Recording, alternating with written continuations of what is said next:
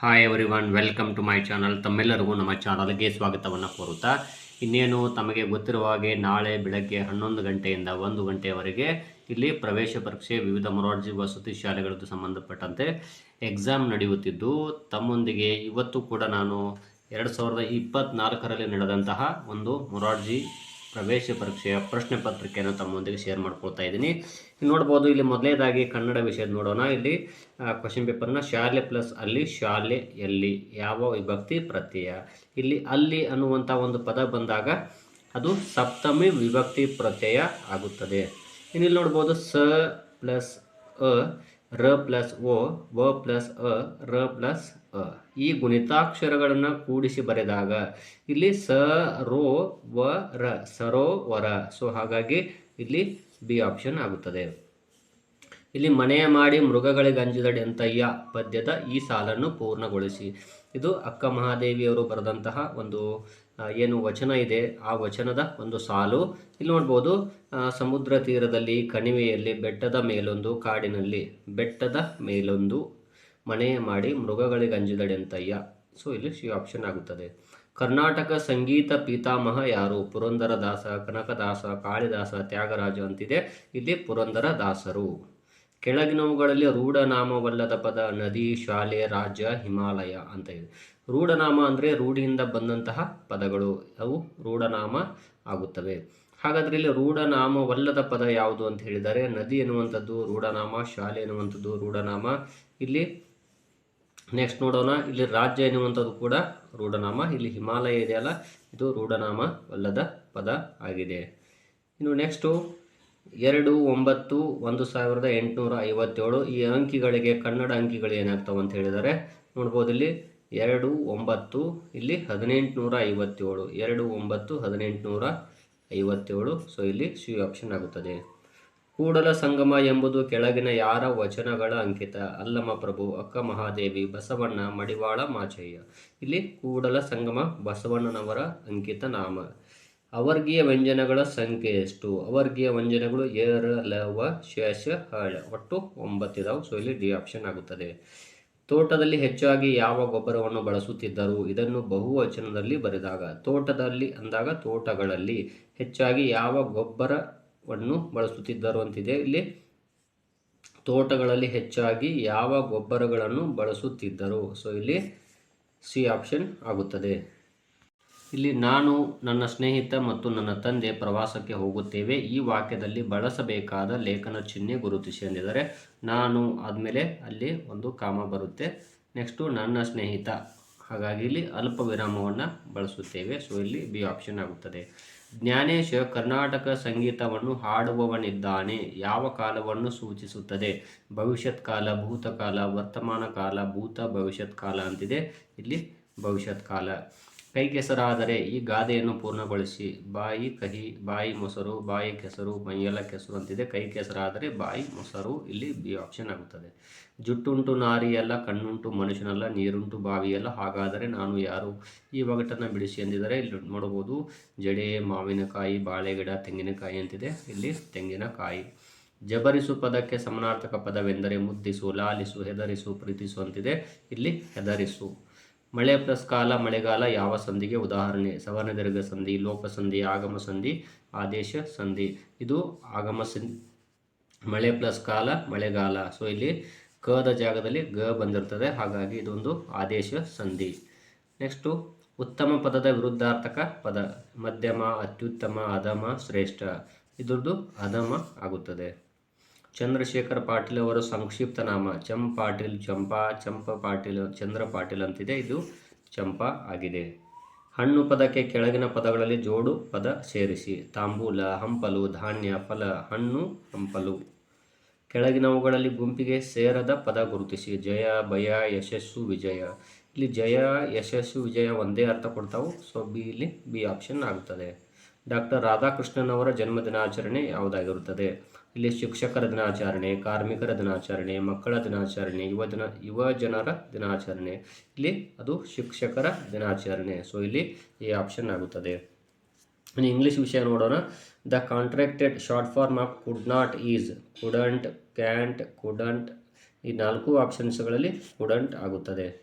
ಇನ್ನು next Ramu is very generous, he is poor, but ಇಲ್ಲಿ but ಆಗುತ್ತದೆ. Fill in the blank with the correct verb form of the word given in the brackets. Doctor ಇಲ್ಲಿ Abdul Kalam hard as a student ಅಂತಿದೆ. ಇಲ್ಲಿ ಬರುವಂಥದ್ದು past tense verb. ಇಲ್ಲಿ work ಇದೆಯಲ್ಲ, ಇದು past tense verb worked ಆಗುತ್ತೆ. ಇಲ್ಲಿ ನೋಡ್ಬೋದು, righteousness adds beauty to one's character. Choose the correct explanation statement. Beauty builds character. Character destroys beauty. Righteousness spoils character.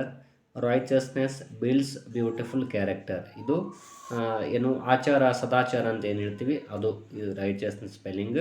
Builds beautiful character. So ಇಲ್ಲಿ D option ಆಗುತ್ತದೆ. ಇಲ್ಲಿ ನೋಡ್ಬೋದು, the most rhyming word for drill is mill, grill, bill, skill ಅಂತಿದೆ. ಇಲ್ಲಿ drill, grill. Next kind, merciful, hateful, pitiful ಅಂತಿದೆ. Identify, add one ಅಂತಿದೆ. ಇಲ್ಲಿ ನೋಡ್ಬೋದು, ಮೆರ್ಸಿಫುಲ್, ಪಿಟಿಫುಲ್, ಕೈಂಡ್, ಹೇಟ್ಫುಲ್ ಅಂತಿದೆ. ಇಲ್ಲಿ ಡಿ ಆಪ್ಷನ್ ಆಗುತ್ತದೆ. The old man walks very slowly. The underlined word is A ಯಾನ್. ನೋಡ್ಬೋದು, ಇದು ಸ್ಲೋಲಿ ಅನ್ನುವಂಥದ್ದು ಇಲ್ಲಿ ಒಂದು ನಾಮಪದವನ್ನು ವರ್ಣನೆ ಮಾಡಿರುವಂತಹ ಪದ ಆಗಿರುವುದರಿಂದ ಇದು ಒಂದು ಅಡ್ಜೆಕ್ಟಿವ್ ಆಗಿರುತ್ತದೆ. ಇಲ್ಲಿ ನೋಡ್ಬೋದು, ಇಲ್ಲಿ ಕೊಟ್ಟಿರುವಂಥ ಸ್ಪೆಲ್ಲಿಂಗ್ ಅಕ್ಷರಗಳು ಇಲ್ಲಿ ರೀಅರೇಂಜ್ ಮಾಡಬೇಕಲ್ಲಿ. ಸೊ ಇದು ಏನಾಗುತ್ತೆ ಅಂತ ನೋಡ್ತಾ ಹೋದರೆ ಬ್ಯೂಟಿ ಆಗುತ್ತದೆ. ಸೊ ಇಲ್ಲಿ spelling BEAUTY. So C option. The opposite of love is adore, worship, hate, delight ಅಂತಿದೆ. ಇಲ್ಲಿ ಹೇಟ್ ಆಗುತ್ತದೆ. ಇಲ್ಲಿ the past tense form of rise is rose, raised, raced, rosed ಅಂತಿದೆ. ಇಲ್ಲಿ ರೋಸ್ ಆಗುತ್ತದೆ. The opposite gender of gentlemen is ಇಲ್ಲಿ girls, children, elders, ladies ಅಂತಿದೆ. Ladies. If you had let me know earlier I have been able to come ಅಂತಿದೆ. I would. ಇಲ್ಲಿ B option. John met his friend a park, in a park, on, through, for ಅಂತಿದೆ. ಇಲ್ಲಿ in ಬರುತ್ತದೆ. I lost pen which you gave me yesterday. ಇಲ್ಲಿ the ಬರುತ್ತದೆ. The opposite of eligible, uneligible, ineligible, imeligible, diseligible ಅಂತಿದೆ. Ineligible. Anything is possible if you do not believe in yourself. Other believe in you, you believe in others, you believe in yourself ಅಂತಿದೆ. ಇಲ್ಲಿ you believe in yourself. Fill in the blank choosing the correct question word. ಇಲ್ಲಿ why books are these, when, whose, where ಅಂತಿದೆ. ಇಲ್ಲಿ whose books are these. The plural of mouse is mice, mouses, mouses ಅಂತಿದೆ. ಇಲ್ಲಿ mice. Deeds speak louder than words. The meaning of underline word is laziness, action, loss, speech ಅಂತಿದೆ. ಇಲ್ಲಿ action. Next Birbal. ಇನ್ನು ಗಣಿತ ವಿಷಯ ನೋಡೋಣ. ಒಂದು ಟ್ರಸ್ಟ್ 165 ದಾನಿಗಳಿಂದ 135 ರೂಪಾಯಿಯನ್ನು ಸಂಗ್ರಹಿಸಿತು. ಒಂದು ವೇಳೆ ಟ್ರಸ್ಟ್ ಈ ಹಣವನ್ನು 5 ಶಾಲೆಗಳ ಮಧ್ಯೆ ಸಮಾನವಾಗಿ ಹಂಚಿದರೆ ಪ್ರತಿಯೊಂದು ಶಾಲೆಯು ಪಡೆಯುವ ಹಣವೆಷ್ಟು ಅಂತ ಹೇಳಿದ್ದಾರೆ. ನೋಡ್ಬೋದು, 165 ದಾನಿಗಳಿಂದ 135 ರೂಪಾಯಿ ಸಂಗ್ರಹ ಮಾಡಲಾಯಿತು. ಇಲ್ಲಿ ತಮ್ಮ ತಿಳಿಸೋದಾದರೆ ನೋಡ್ಬೋದು, ಇಲ್ಲಿ 135 ಮೊದಲಿಗೆ ಗುಣಾಕಾರ ಮಾಡಬೇಕು. ಇದನ್ನು 135 ಇಂಟು 165ರಿಂದ ಅಲ್ಲಿ ಅಥವಾ 135ರಿಂದ 165 ಕಾರು ಮಾಡಬಹುದು. ಇಲ್ಲಿ ನೋಡೋಣ, 5 5 25, 5 3 15, 2 17, ಒಂದು ಕೈಲ ಕೊಡೋಣ. 5 1 5 1 6 ಪ್ಲಸ್ 6 5 30, ಇಲ್ಲಿ 3 ಕೈಲ ಕೊಡೋಣ. 6 3 18, 3 21 ನೋಡ್ಬೋದು. ಇಲ್ಲಿ 2 ಕೊಡ್ತೀವಿ. 6 1 6 2 8, ಇಲ್ಲಿ 2 ಪ್ಲಸ್ ಕೊಡೋಣ. ಇಲ್ಲಿ 1 5 5, 1 3 3, 1 1 1. ಸೊ ಇಲ್ಲಿ 5ಕ್ಕೆ 5, 7ಕ್ಕೆ 7, 6 5 11 1 12, 8 3 11 1 12. ಸೊ ಇಲ್ಲಿ 22,275 ಬಂತು. ಈಗ ಇದಕ್ಕೆ ನಾವು 5ರಿಂದ ಭಾಗಾಕಾರ ಮಾಡಬೇಕು. ಇಲ್ಲಿ ತಮ್ಮ ತಿಳಿಸೋದಾದರೆ ಇಲ್ಲಿ ನೋಡ್ಬೋದು, ಇಲ್ಲಿ 22,275ಕ್ಕೆ ನಾವು ಭಾಗಾಕಾರ ಮಾಡೋಣ 5ರಿಂದ. ಇಲ್ಲಿ ನೋಡ್ಬೋದು, 5 4 20, ಇಲ್ಲಿ 2ಕ್ಕೆ 2 0, ಇಲ್ಲಿ 2 ಇಳಿಸ್ಕೋತೀವಿ. ಈಗ 5 4 20, ಇಲ್ಲಿ 2ಕ್ಕೆ 2 0. ನೆಕ್ಸ್ಟು 7 ಇಳಿಸ್ಕೊಳ್ಳೋಣ. 5 5 25, ಮತ್ತೆ 2 ಉಳಿತದೆ. ಇಲ್ಲಿ 5ಅನ್ನು ತಗೊಳ್ತೀವಿ. 5 5 25. ಸೊ 4,555. ಇಲ್ಲಿ ನೋಡ್ಬೋದು, 4,555 ಇಲ್ಲಿ ಆನ್ಸರ್ ಆಗುತ್ತದೆ. 3 ಡಜನ್ ಕಿತ್ತಳೆ ಹಣ್ಣುಗಳ ಬೆಲೆ 144. ಆದರೆ 3 ಕಿತ್ತಳೆ ಹಣ್ಣುಗಳ ಬೆಲೆ ಎಷ್ಟು? ಮೊದಲು ಇದನ್ನು 144ಕ್ಕೆ ಭಾಗಾಕಾರ ಮಾಡೋಣ. ಇಲ್ಲಿ ನೋಡ್ಬೋದು 144 ಡಿವೈಡೆಡ್ ಬೈ ಇಲ್ಲಿ ಎಷ್ಟಿದೆ ಆನ್ಸರ್ 3 ನೋಡ್ಬೋದು. ಇಲ್ಲಿ 3 4 12, 4ರಲ್ಲಿ 2 ಹೋದರೆ 2, ಇಲ್ಲಿ 0, ಇನ್ನು 4 ಇಳಿಸ್ಕೋತೀರಿ, 3 8 24. ಸೊ ಇಲ್ಲಿ 48 ಆಯಿತು. ಒಂದು ಡಜನ್ಗೆ 48 ಆದರೆ ಇಲ್ಲಿ ಅರ್ಧ ಡಜನಿಗೆ ನೀವು ನೋಡ್ಬೋದು 24 ಆಯಿತು. ಹಾಗಾದರೆ 3 ಬಾಳೆಹಣ್ಣಿಗೆ ಎಷ್ಟಾಯಿತು? ಹಾಗಾದರೆ 12 ರೂಪಾಯಿ ಆಯಿತು. ಒಂದು ಚೌಕಾಕಾರದ ಆಟದ ಮೈದಾನವು 55 ಮೀಟರ್ ಉದ್ದವಿದೆ. ಸುಮಾ ಆಟದ ಮೈದಾನ ಸುತ್ತ 4 ಬಾರಿ ಓಡುತ್ತಾಳೆ. ಹಾಗಾದರೆ ಸುಮಾ ಓಡಿದ ಒಟ್ಟು ದೂರವೆಷ್ಟು ಅಂತ ಕೊಟ್ಟಿದ್ದಾರೆ. ಇಲ್ಲಿ ತಮಗೆ ತಿಳಿಸೋದಾದರೆ ನೋಡ್ಬೋದು, ಇದೊಂದು ಚೌಕಾಕೃತಿ ಇರುವಂಥ ಒಂದು ಆಟದ ಮೈದಾನ ಅಂದ್ಕೊಡ್ರಿ. ಇಲ್ಲಿ ಒಂದು ಭಾಗ 55 ಇದ್ದರೆ ಎಲ್ಲವೂ ಕೂಡ 55 ಇರ್ತದೆ, 55 ಮೀಟರ್ ನೋಡ್ಬೋದು. ಇಲ್ಲಿ 110 ಎಷ್ಟಾಯಿತು? ಹಾಗಾದರೆ ಇಲ್ಲಿ ಇದು 55 110, ಇಲ್ಲಿ 55 110, ಒಟ್ಟಾರೆಯಾಗಿ ಎಷ್ಟಾಯಿತು? 110 220 ಆಯಿತು. ಈ 220 ಆಯಿತು, ಒಂದು ಸುತ್ತಾಯಿತು. ಹಾಗಾದರೆ 4 ಸುತ್ತು ಎಷ್ಟಾಗುತ್ತೆ? ಇಂಟು 4ರಿಂದ ಗುಣಾಕಾರ, 4 0 0, 4 2 8, 4 2 8, 880 ಮೀಟರ್. ಸೊ ಇಲ್ಲಿ ಈ ಆಪ್ಷನ್ ಆಗುತ್ತದೆ. ಕೊಟ್ಟಿರುವ ಅನುಕ್ರಮವಾಗಿ ಅಂದರೆ 14, 28, 42, 56ರಲ್ಲಿ ಮುಂದಿನ ಸಂಖ್ಯೆ 14 1 14, 14 2 28, 14 3 52, 14 4 56, 14 ಇಲ್ಲಿ 70. ಸೊ ಇಲ್ಲಿ 70 ಬರುತ್ತದೆ. 14 ಹೆಚ್ಚಾಗ್ತಾ ಹೋಗಿದೆ. 8 ಬಂಡಲ್ ವೈರಿನ ಉದ್ದ 320 ಮೀಟರ್ ಆದಾಗ ಒಂದು ಬಂಡಲ್ ವೈರಿನ ಉದ್ದ ಎಷ್ಟು? ಇದನ್ನು ಭಾಗಾಕಾರ ಮಾಡಬೇಕು. ಇಲ್ಲಿ ತಮಗೆ ತಿಳಿಸೋದಾದರೆ ಇಲ್ಲಿ ನೋಡೋಣ. ಇಲ್ಲಿ 320ಕ್ಕೆ ನಾವು ಇಲ್ಲಿ 8ರಿಂದ 8 4 32, ಇಲ್ಲಿ 0ಕ್ಕೆ 0, ಟೋಟಲ್ 40 ಮೀಟರ್. ಇನ್ನು ಇಲ್ಲಿ ನೋಡ್ಬೋದು, ಇಲ್ಲಿ ಕೊಟ್ಟಿರುವಂಥ ಸಂಖ್ಯೆಯನ್ನು ಇಲ್ಲಿ 1.4ನೇ 1 ಪ್ಲಸ್ 2.4ನೇ 3 ಪ್ಲಸ್ 3.2ನೇ 1 ಪ್ಲಸ್ 2.2ನೇ 1 ಇದರ ಇಲ್ಲಿ ಸಂಕಲನವನ್ನು ಕೇಳಿದ್ದಾರೆ. ತಮಗೆ ತಿಳಿಸೋದಾದರೆ ಇಲ್ಲಿ ನೋಡ್ಬೋದು, ಭಾಗಾಕಾರ ಅಂದಾಗ ಇಲ್ಲಿ 18 726, 0ಗೆ 0. ಸೊ ಇಲ್ಲಿ ಸಿ ಆಪ್ಷನ್ 70. ಕೆಳಗಿನವುಗಳಲ್ಲಿ ವಿಶಾಲ ಕೋನ 75 ಡಿಗ್ರಿ, 180 ಡಿಗ್ರಿ, 90 ಡಿಗ್ರಿ, 145 ಡಿಗ್ರಿ ಅಂತಿದೆ. 145. ಈ ಕೆಳಗಿನ ವೃತ್ತದಲ್ಲಿ ಬಣ್ಣ ಬಳಿದ ಭಾಗ ಭಿನ್ನರಾಶಿಯಲ್ಲಿ ಬರೆಯಿರಿ ಎಂದಿದ್ದಾರೆ. ಒಟ್ಟು ಭಾಗಗಳನ್ನು ನೋಡ್ತಾ ಹೋಗಿ 1 2 3 4 5 6 ಇದಾವು. ಹಾಗಾದ್ರೆ ಇಲ್ಲಿ 6 ಭಾಗದಲ್ಲಿ ಒಂದು ಭಾಗ ಬಣ್ಣ ಹಚ್ಚಿದ್ದಾರೆ, 6ನೇ 1. ಇನ್ನು 10ನೇ 3ನ್ನು ದಶಮಾಂಶದಲ್ಲಿ ಎಂದಿದ್ದಾರೆ 0.3. ಸೊ ಇಲ್ಲಿ ಸಿ ಆಪ್ಷನ್ ಆಗುತ್ತದೆ. ಇನ್ನು ವಿಜ್ಞಾನ ವಿಷಯ ನೋಡೋಣ. ಅತ್ಯಂತ ಹಗುರವಾದ ಮೂಲ ವಸ್ತು ಯಾವುದು? ಜಲಜನಕ, ಸಾರಜನಕ, ಆಮ್ಲಜನಕ, ಇಂಗಾಲ ಅಂತಿದೆ. ಇಲ್ಲಿ ಜಲಜನಕ. ಓಜೋನ್ ಅಣುಸೂತ್ರ ಯಾವುದು ಅಂದರೆ O3. ಮರುಭೂಮಿಯ ಗುಲಾಬಿ ಗಿಡದ ಬೀಜಗಳನ್ನು ಇಲ್ಲಿ ನೀರು, ಸಿಡಿಯುವಿಕೆ, ಗಾಳಿ, ಪ್ರಾಣಿಗಳು ಹರಡುತ್ತವೆ ಎಂದಿದ್ದಾರೆ. ಇಲ್ಲಿ ಗಾಳಿ. ಸಿರಿಧಾನ್ಯಕ್ಕೆ ಉದಾಹರಣೆ ಜೋಳ, ಶೇಂಗಾ, ತೊಗರಿ, ಎಳ್ಳು ಅಂತಿದೆ. ಇಲ್ಲಿ ಜೋಳ. ಹೊಗೆ ಯಾವ ರೂಪದ ದ್ರವ್ಯವಾಗಿದೆ? ಘನ, ಪ್ಲಾಸ್ಮಾ, ದ್ರವ, ಅನಿಲ ಅಂತಿದೆ. ಅದು ಅನಿಲ. ಹಸಿರು ಹಣ್ಣು ಪುಸ್ತಕದ ಕರ್ತೃ ಯಾರು ಅಂದರೆ ಇಲ್ಲಿ BGL ಸ್ವಾಮಿ ಅವರು. ಸಸ್ಯಗಳು ದ್ಯುತಿ ಸಂಶ್ಲೇಷಣೆಯಲ್ಲಿ ಉಪಯೋಗಿಸುವ ಶಕ್ತಿ ಯಾವುದು ಅಂದರೆ ಸೌರ ಶಕ್ತಿ. ಸೌರವ್ಯೂಹದಲ್ಲಿ ಅತ್ಯಂತ ದೊಡ್ಡ ಗ್ರಹ ಯಾವುದು? ಬುಧ, ಶುಕ್ರ, ಮಂಗಳ, ಗುರು ಅಂತಿದೆ. ಇಲ್ಲಿ ಗುರು ಗ್ರಹ. ಹಸುವಿನ ಸರಾಸರಿ ಜೀವಿತಾವಧಿ 20 ವರ್ಷಗಳು. ಕಬ್ಬು ಯಾವ ಜಾತಿಗೆ ಸೇರಿದೆ? ಏಕವಾರ್ಷಿಕ, ದ್ವೈವಾರ್ಷಿಕ, ತ್ರೈವಾರ್ಷಿಕ, ಬಹುವಾರ್ಷಿಕ ಅಂತಿದೆ. ಇಲ್ಲಿ ದ್ವೈವಾರ್ಷಿಕ. ಇಲ್ಲಿ ಬಿ ಆಪ್ಷನ್. ತಾಮ್ರವು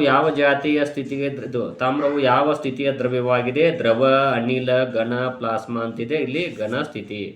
ಸೋಡಿಯಂ ಕ್ಲೋರೈಡ್ ಒಂದು ಮೂಲ ವಸ್ತು, ಮಿಶ್ರಣ, ಸಂಯುಕ್ತ ವಸ್ತು, ಪ್ಲಾಸ್ಮಾ ಅಂತಿದೆ. ಇಲ್ಲಿ ಸಂಯುಕ್ತ ವಸ್ತು.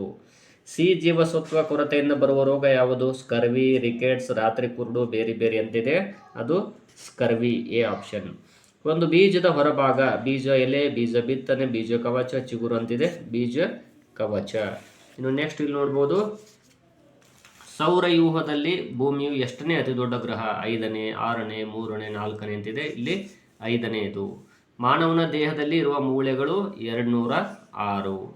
ರಿಕೆಟ್ಸ್ ರೋಗ ಯಾವ ವಿಟಮಿನ್ ಕೊರತೆಯಿಂದ ಬರುತ್ತದೆ ಅಂದ್ರೆ ಅದು ಡಿ ವಿಟಮಿನ್ ಕೊರತೆಯಿಂದ. ಅತ್ಯಂತ ದೊಡ್ಡ ಹೂವು ಯಾವುದು? ಕಮಲ, ಲ್ಯಾಂಟನಾ, ರಫ್ಲೇಶಿಯಾ, ಉಲ್ಫಿಯಾ ಅಂತಿದೆ. ರಫ್ಲೇಶಿಯಾ. ವಾಯುವಿನಲ್ಲಿ ಅತ್ಯಂತ ಹೆಚ್ಚಾಗಿರುವ ಅನಿಲ ಯಾವುದು? ಆಮ್ಲಜನಕ, ಇಂಗಾಲ, ಡೈಆಕ್ಸೈಡ್, ಸಾರಜನಕ, ಜಲಜನಕ. ಇಲ್ಲಿ ಸಾರಜನಕ 78%. ಬೆಳಗಿನ ಚುಕ್ಕಿ ಎಂದು ಕರೆಯಲ್ಪಡುವ ಗ್ರಹ ಯಾವುದು? ಭೂಮಿ, ಬುಧ, ಮಂಗಳ, ಶುಕ್ರ ಅಂತಿದೆ. ಶುಕ್ರ ಗ್ರಹ. ಇನ್ನು ನೆಕ್ಸ್ಟು ಸಮಾಜ ವಿಜ್ಞಾನ. ವಿವಿಧತೆಯಲ್ಲಿ ಏಕತೆ ಎಂದರೆ ಭಿನ್ನತೆಯನ್ನು ಕಡೆಗಣಿಸಿ ಭಾವೈಕ್ಯತೆ ಹೊಂದಿರುವುದು. ಇಲ್ಲಿ ಇದೇ ಆನ್ಸರ್ ಆಗುತ್ತದೆ. ಭಾರತದ ಅತಿ ಎತ್ತರದ ಶೃಂಗ Mullayanagiri, Mount Everest, Anaimudi, Mount Godwin Austen. D option ಆಗುತ್ತದೆ. ಜಮೀನು ಹೊಂದಿರದೆ ಕೃಷಿ ಭೂಮಿಯಲ್ಲಿ ಕೆಲಸ ಮಾಡುವವರು ಕೃಷಿ ಕೂಲಿಕಾರರು. ಒಳಾಂಗನಾಟಕ್ಕೆ ಉದಾಹರಣೆ ಫುಟ್ಬಾಲ್, ಹಾಕಿ, ಕ್ರಿಕೆಟ್, ಟೇಬಲ್ ಟೆನ್ನಿಸ್ ಅಂತಿದೆ. Table tennis. ಜೇನು ಕುರುಬ ಬುಡಕಟ್ಟಿನ ಜನರು ವಾಸಿಸುವ ಜಿಲ್ಲೆ ಯಾವುದು? ಕೊಡಗು, ಕಲಬುರಗಿ, ದಕ್ಷಿಣ ಕನ್ನಡ, ಬೆಳಗಾವಿ ಅಂತಿದೆ. ಇಲ್ಲಿ ಆನ್ಸರ್ ಕೊಡಗು ಜಿಲ್ಲೆ. ನವೀಕರಿಸಬಹುದಾದ ಸಂಪನ್ಮೂಲ ಯಾವುದು? ಕಲ್ಲಿದ್ದಲು, ಪೆಟ್ರೋಲ್, ಡೀಸೆಲ್, ಗಾಳಿ. ನವೀಕರಿಸಬಹುದಾದ ಅಂದರೆ ಇವುಗಳನ್ನು ಬಳಸಿದಷ್ಟು ಕೂಡ ಇವು ಖಾಲಿಯಾಗುವುದಿಲ್ಲ, ಖರ್ಚಾಗುವುದಿಲ್ಲ ಮತ್ತು ಇವು ಯಾವಾಗಲೂ ನಮ್ಮ ಜೀವಿತಾವಧಿಯಲ್ಲಿ ಇದ್ದೇ ಇರುತ್ತವೆ. ಸೊ ಇಲ್ಲಿ ಡಿ ಆಪ್ಷನ್ ಆಗುತ್ತದೆ. ರಾಸಾಯನಿಕ ಗೊಬ್ಬರ ಮತ್ತು ನಾಶಕಗಳನ್ನು ಬಳಸದಿರುವ ಕೃಷಿ ಪದ್ಧತಿ. 4 ಆಪ್ಷನ್ಸ್ಗಳಲ್ಲಿ ಮಳೆಯಾಧಾರಿತ ಕೃಷಿ ಪದ್ಧತಿ ಆಗಿದೆ. ಇನ್ನು ಪಾದಾಚಾರಿಗಳು ರಸ್ತೆಯನ್ನು ದಾಟಬೇಕಾದ ನಿಗದಿತ ಸ್ಥಳ ಯಾವುದು? ನಿಮ್ಗೆ ಗೊತ್ತಿರುವ ಹಾಗೆ ಜಿಬ್ರಾ ಪಟ್ಟಿ. ದೂರವಾಣಿ ಕಂಡುಹಿಡಿದ ವಿಜ್ಞಾನಿ ಗ್ರಹಂ ಬೆಲ್, ಮಾರ್ಕೋನಿ, ಜಾನ್ ಬೇರ್, ರೈಟ್ ಸಹೋದರ ಅಂತಿದೆ. Graham bell. ಪ್ರಪ್ರಥಮ ಬಾರಿಗೆ ಪ್ರತಿಷ್ಠಿತ ದಾದಾ ಸಾಹೇಬ್ ಫಾಲ್ಕೆ ಪ್ರಶಸ್ತಿ ಪಡೆದ ಕನ್ನಡದ ಚಿತ್ರನಟ ಯಾರು ಅಂದರೆ ಡಾಕ್ಟರ್ ರಾಜ್ಕುಮಾರ್ ಅವರು. ಕಬ್ಬಿಣದ ಉಪಕರಣಗಳನ್ನು ತಯಾರು ಮಾಡುವವರು ಚಮ್ಮಾರ, ಕಮ್ಮಾರ, ಕುಂಬಾರ, ಬಡಗಿ ಅಂತಿದೆ. ಇಲ್ಲಿ ಕಮ್ಮಾರ. ರಾಷ್ಟ್ರೀಯ ಹಣ್ಣು ಯಾವುದು? ಸೇಬು, ಬಾಳೆ, ಮಾವು, ಕಿತ್ತಳೆ ಅಂತಿದೆ. ಮಾವು. ಕೆಂಪು ಕೋಟೆ ಇರುವ ಸ್ಥಳ ಎಲ್ಲಿದೆ? ದೆಹಲಿ. 4 ಆಪ್ಷನ್ಸ್ಗಳಲ್ಲಿ ದೆಹಲಿಯಲ್ಲಿದೆ. ಬಾದಾಮಿಯಲ್ಲಿರುವ ಗುಹಾಂತರ ದೇವಾಲಯಗಳನ್ನು ನಿರ್ಮಿಸಲು ಬಳಸಿರುವ ಕಲ್ಲುಗಳು ಬಳಪದ ಕಲ್ಲು, ಅಮೃತಶಿಲೆ, ಕಡಪಕಲ್ಲು, ಮರಳು ಕಲ್ಲು. ಇಲ್ಲಿ ಮರಳು ಕಲ್ಲು. ಮರುಭೂಮಿಯಲ್ಲಿ ನೀರು ದೊರೆಯುವ ಫಲವತ್ತಾದ ಪ್ರದೇಶ ಕಣಿವೆ, ಒಯಾಸಿಸ್, ಗಿರಿಕಂದರ, ಸರೋವರ ಅಂತಿದೆ. ಒಯಾಸಿಸ್. ಆಗ್ರಾದ ತಾಜ್ ಮಹಲನ್ನು ಕಟ್ಟಲು ಬಳಸಿರುವ ಕಲ್ಲು ಅಮೃತಶಿಲೆ, ಕಡಪದ ಕಲ್ಲು, ಬಳಪದ ಕಲ್ಲು, ಕೆಂಪು ಕಲ್ಲು ಅಂತಿದೆ. ಇಲ್ಲಿ ಅಮೃತ ಶಿಲೆ. ಅಂಡಮಾನ್ ದ್ವೀಪಗಳಿರುವ ಸ್ಥಳ ಅರಬ್ಬಿ ಸಮುದ್ರ, ಬಂಗಾಳ ಕೊಲ್ಲಿ, ಹಿಂದೂ ಮಹಾಸಾಗರ, ಅಟ್ಲಾಂಟಿಕ್ ಮಹಾಸಾಗರ ಅಂತಿದೆ. ಇಲ್ಲಿ ಬಂಗಾಳ ಕೊಲ್ಲಿ. ಭಾರತದ ಟ್ರ್ಯಾಕ್ ಆ್ಯಂಡ್ ಫೀಲ್ಡ್ ರಾಣಿ ಸಾನಿಯಾ ಮಿರ್ಜಾ, ಮಾಲತಿ ಹೊಳ್ಳ, ಮಮತಾ ಪೂಜಾರಿ, ಪಿ.ಟಿ. ಉಷಾ ಅಂತಿದೆ. ಪಿ.ಟಿ. ಉಷಾ ಅವರು. ಹಾಕಿ ತಂಡವೊಂದರಲ್ಲಿ ಆಡುವ ಆಟಗಾರರ ಸಂಖ್ಯೆ 10, 11, 9, 8 ಅಂತಿದೆ. ಇಲ್ಲಿ ಆನ್ಸರು 11.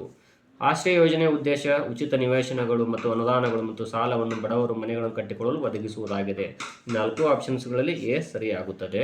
ಇದು 2024ರ ಇದು ಪ್ರಶ್ನೆ ಪತ್ರಿಕೆ ಆಗಿದೆ.